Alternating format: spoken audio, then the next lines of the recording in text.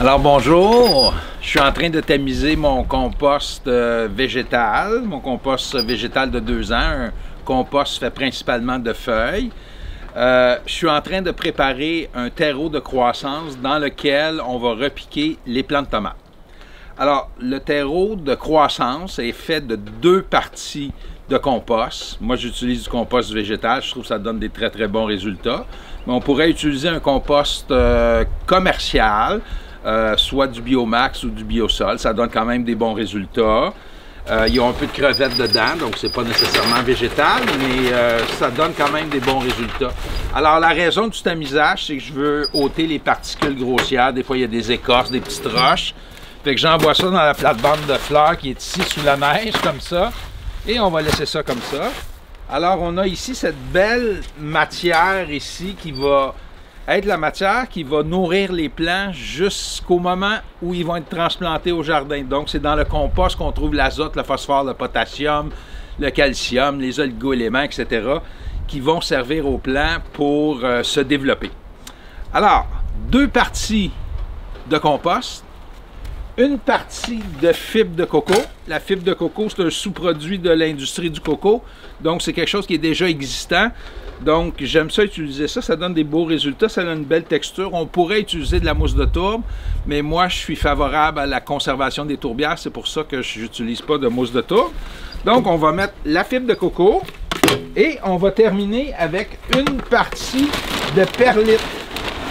Alors, la perlite, c'est fait avec de la lave volcanique qui est fragmentée, chauffée, et ça donne ces petites particules-là très légères qui permettent de donner une texture intéressante au terreau. Donc, je répète la recette, 2 parties de compost, une partie de fibre de coco ou de mousse de tourbe et un tout petit peu de perlite. Comme c'est des matières qui sont sèches, il faut les arroser. Avant de commencer à mélanger tout ça, on va donner un petit coup d'eau. Donc, voilà pour l'eau. C'est très gratifiant de produire soi-même ces terreaux parce que, je sais pas, il y a quelque chose de valorisant à être autonome dans le domaine du terreau. Alors, on branche le tout.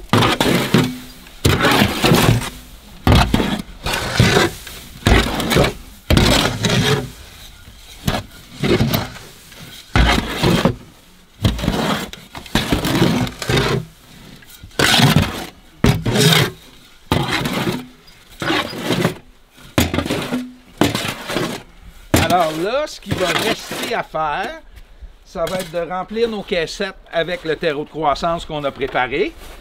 Et on va procéder au repiquage de nos plantules de tomates dans ces caissettes contenant le terreau fraîchement fabriqué.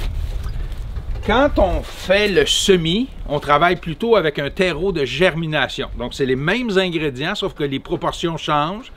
Donc, pour mon terreau de germination, je mets une partie de compost, une partie de fibre de coco et une partie de perlite. Tandis que là, on a mis 2 parties de compost pour une partie de fibre et une partie de perlite. Donc, le terreau de croissance est 2 fois plus riche que le terreau de germination. En principe, il devrait mener les plants à terme, donc jusqu'à la transplantation au jardin. Si jamais on observe des carences parce que les plants ne poussent plus ou ils ne sont pas à l'eau, on peut les fertiliser avec un mélange d'hydrolysat de poisson et d'algues liquides à raison de 5 ml chacun par litre d'eau d'arrosage. Donc, dans mon arrosoir ici, je pourrais mettre 20 ml d'hydrolysat de poisson et 20 ml d'algues liquides et j'arroserai mes plants une fois par semaine avec cette solution-là. Alors, on va procéder à partir de maintenant au repiquage des tomates, donc tout à l'heure, lors de la prochaine capsule. On va être à l'intérieur et on va repiquer des tomates jubilées jaunes.